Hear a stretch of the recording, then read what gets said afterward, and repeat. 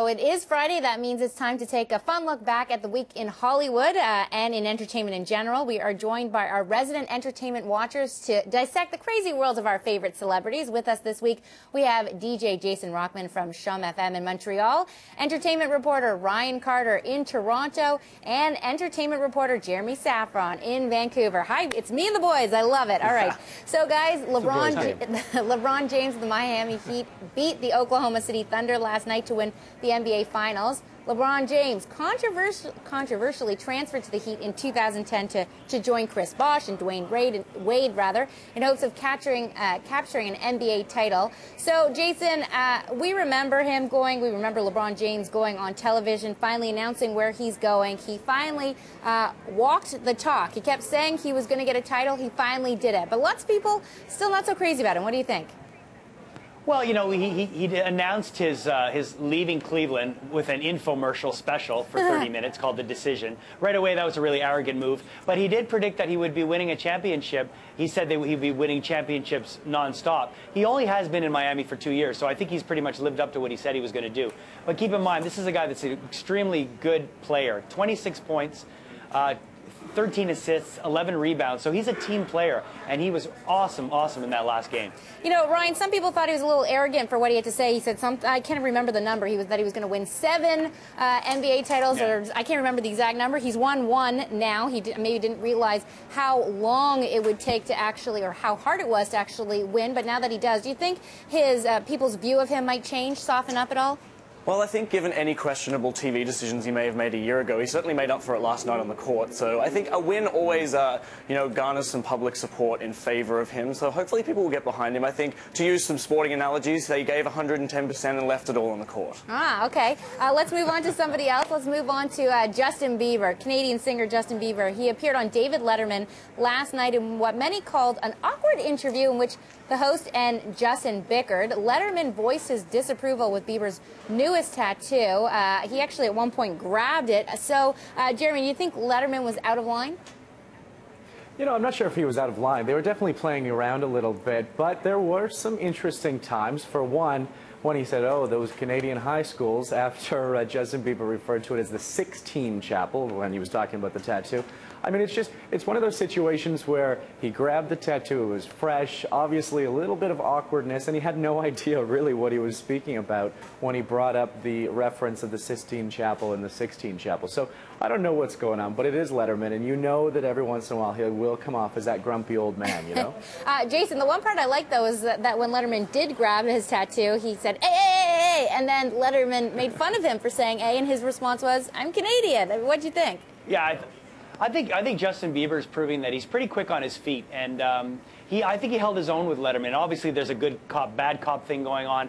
Look, talking from a guy with experience, I mean, you know, it does hurt when you have a fresh tattoo, and if someone does poke on it, it will hurt. So, yeah, I mean, I think Justin handled himself really well. Do I think he was a little annoyed by everything? Probably a little bit, but he's got a hell of a lot of composure for an 18-year-old kid. All right, let's move on to somebody else. Oscar award-winning actress Halle Berry. She has been ordered by a Los Angeles family court judge to pay $240,000 a year in child support to her ex-boyfriend, Gabrielle Aubry. Ryan, $250,000 a year to raise a 4-year-old. Doesn't that seem a little excessive? What sort of stuff and toys is this child getting? If I was getting $240,000 worth of toys as a 4-year-old, I'd have been a very much happier kid. No. I'm just kidding. I think that it's pretty excessive, but given she's Halle Berry, she's one of the biggest stars in the world, so I guess her ex must have it out for her. He's trying to get the most he can. But it's going to have a bit of a battle on his hands because she wants to move to Paris with her current boyfriend, French actor Olivier Martinez. So she's hoping for custody when she goes to Paris, and they've even been scoping out some preschools there for her. So we'll see what happens. I don't know how this is going to turn out, but looks like there's a lot of dollars on the table. Yeah, and Jeremy, since Ryan just mentioned her new boyfriend, I heard reports that they're engaged. They might be getting married. I think 3 times the charm because she hasn't had success previously. She has not had success, and of course this is a very infamous battle. They've been dealing with so many issues, and Gabby being from Montreal, I mean, $20,000 a month for this child. And of course, all of a sudden she goes, okay, well, we're going to take her to Paris. I think it's actually going to get worse. We keep seeing it in the headlines. And I'm hoping that eventually she's going to be happy. I mean, everyone deserves it, right? That's true. No, but before you guys go, I have to talk about this one person. He always seems to get himself in trouble. Alec Baldwin, a photographer, is accusing Baldwin of assaulting him after the actor left a marriage license bureau in New York, but Baldwin maintains he didn't instigate the fight. We're looking at pictures of it. Jason, Alec Baldwin also appeared on David Letterman in addition to Bieber to say he was only protecting himself. Do you buy it? Yeah, I buy it 100%. If you watch the way these people operate, they get right in your face and they look for any opportunity to sue you. And obviously everybody knows that Alec Baldwin is a hothead. Was he a little hot-headed over the incident? Probably. But look, if someone put a camera in your face and you were walking down the street, you would push them back. I mean, it's just a natural reaction. I think Alec Baldwin got caught in a bit of a snafu there, and he will come out of it on top for sure, because he is very charming when he's in those situations, that's for sure. Really, Ryan, do you agree?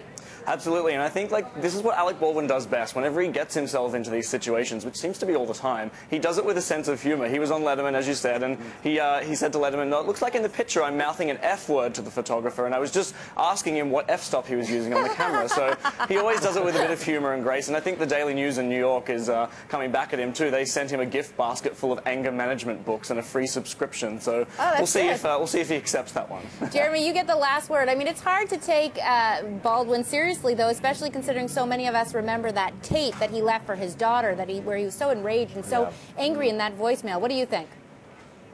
Well, I'm going to take him serious, too, because he is a good actor. And the fact is it's like Ryan said. I mean, he always has a good sense of humor about things. And it is a PR, and like it's a whole cycle going on about the Daily Mail actually providing some anger management books today. But he was photographed yesterday with his daughter, speaking of her, and she looked like that was support beside him, walking down the East Village. And, of course, this all went down was he was just getting a wedding certificate, a marriage certificate in Manhattan. So I think that it was just one of those days and something bad happened and boom, here we go again. I think it was a day of B's. We had Baldwin, Barry, Bieber, and LeBron. Close enough. Anyways, and I had my boys. There you go. Thanks so much, Jason Rockman, right. Ryan Carter, and Jeremy Szafron. Really appreciate it. See you later.